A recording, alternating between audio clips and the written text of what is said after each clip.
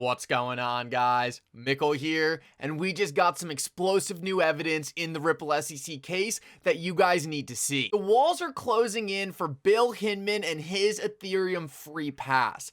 In this video, I'm going to be showing you guys some brand new emails that were just leaked by a third-party investigator that are going to completely indict Hinman and show that he was completely corrupted during the time that he was giving Ethereum their free pass. Most importantly, though, I'm going to be showing you guys Jeremy Hogan telling us exactly how this relates to the Ripple case. I have seen so much different information put out on Twitter completely exposing the corruption that went on at the SEC to get Ethereum its free pass, but I have not seen too many people actually talking about how Ripple could use this evidence in their defense against the SEC. I'm going to cover that in this video, and I think it's going to give you guys a better idea of how critical this information is going to be in proving that Ripple was never given any fair notice that their sales of XRP were a security. And one of my favorite parts about everything I'm about to show you in this video is it was all pulled from third parties completely unrelated to Ripple. This is one you guys need to see. Guys, if you are new here or come here all the time, please hit the like and subscribe button down below. It goes such a long way in helping support this channel and means so much to me. If you guys are looking for my favorite place to buy some XRP, make sure to check out the link in the description below. With that said though, let's jump right into it, and I hope you guys enjoy the content.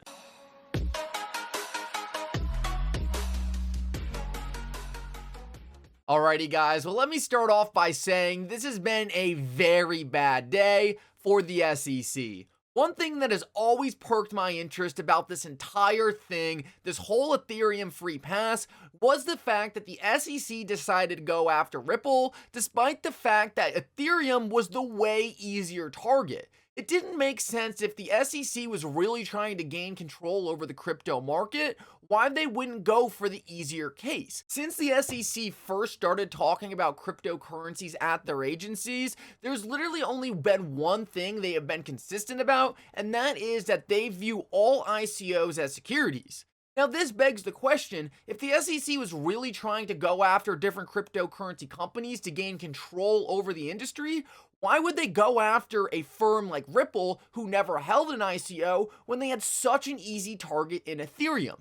The SEC had made it clear for years that they viewed all ICOs as a securities offering, and that's pretty much been the only thing the SEC has been consistent on. Yet, they very obviously let Ethereum get a free pass with their ICO and then continued to go after different projects who never did an ICO.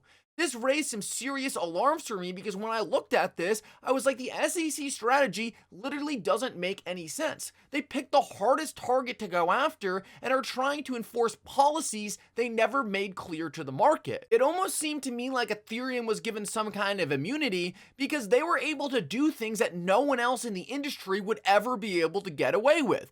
Right here, we can see on the Consensus website, they literally had a tab on their website for retail investing. This is something that Joseph Lubin, the leader of Consensus and the Ethereum Foundation, has specifically told us that the SEC told him this is a no-go. You are not allowed to market your token as a retail investment.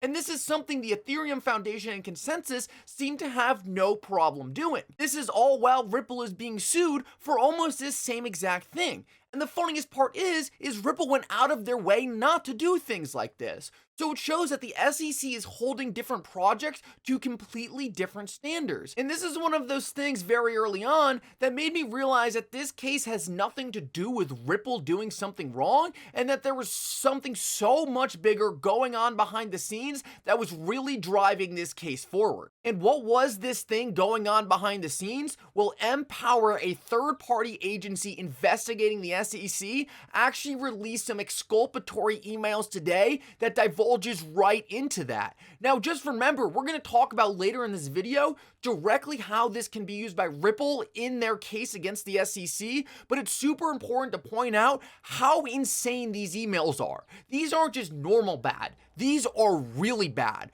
Let's take a look at what John Deaton said. He said Hinman didn't just have a retirement benefit. He had an ongoing financial interest in the success of Simpson Thacher. The better his law firm did, the better he did. Helping clients equals money. Ethics told him not to meet with his partners, yet he continued to. He was a double agent. So the emails that got released today, and we're about to go through them, directly shows that Bill Hinman was getting paid by lawyers working with the Ethereum Alliance to promote policies that were pro-Ethereum. This shows that when Bill Hinman gave the Ethereum free pass speech, he was completely corrupted and gave the speech in the interest of the Ethereum Foundation. This is very obviously the most likely reason why the SEC chose to go after a project like Ripple rather than Ethereum. Despite the fact that Ethereum was a way easier case, the Ethereum Foundation was simply paying off the people who were bringing the enforcement actions. Therefore, rather than taking the easy case, the case that actually made sense for the SEC to make, they chose to go after a party like Ripple, who for all intents and purposes were only trying to do the right thing. They were meeting with lawyers, they were meeting with the SEC, saying how do we get the same compliance status as Ethereum? And yet they were just met with a lawsuit and given no answers. It is obvious that the SEC was picking winners and losers at the time, and you guys are not going to believe it when we break into these emails. So this is an email chain that got released today between the SEC Ethics Office and Bill Hinman.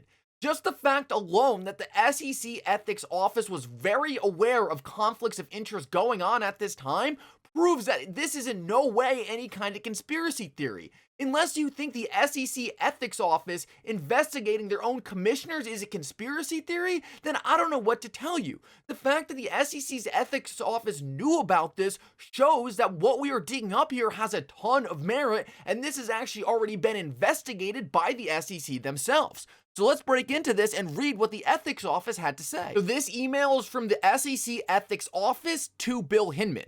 Happy to talk live. My outlook is up to date if you want to schedule something. However, the analysis is the same for Simpson Thacher as it always has been.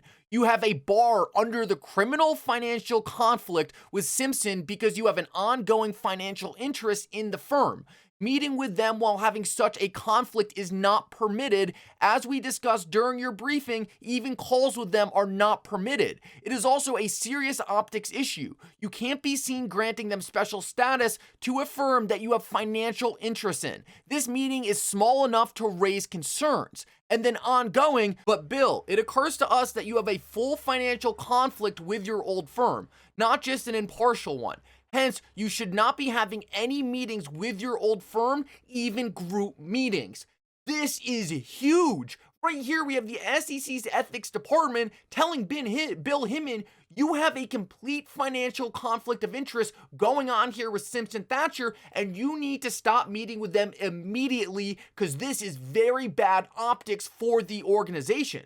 Well, what does Bill Hinman go on to do? He goes on to give the Ethereum free pass speech directly for Simpson Thacher, who is the Ethereum Foundation's biggest law firm client.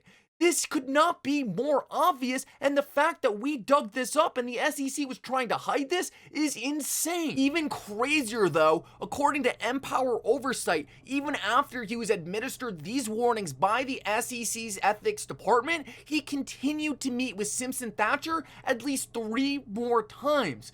This completely confirms the fact that he was not working for the SEC when he was supposed to be working for the SEC. He was working for private organizations, and he was not even listening to the rules he was supposed to be following when working at the SEC. He was only focused on his jobs being given to him by private organizations, and one of them was getting Ethereum its free pass. So guys, last of all and most importantly, how does this relate to the Ripple SEC case? Yes, Ethereum got a free pass and Bill Hinman was corrupted in helping this happen. But how does this affect the Ripple SEC case? And don't listen to me, let's listen to Jeremy Hogan. He says, I couldn't figure out how the Twitter sleuth's evidence of discriminatory SEC behavior could fit into the Ripple case. So I reread the Fox case and found this article on it, and there it was. In sense, a discriminatory enforcement is evidence of lack of fair notice. And if we zoom in and take a look right here, it says, and because the regulations were so standardless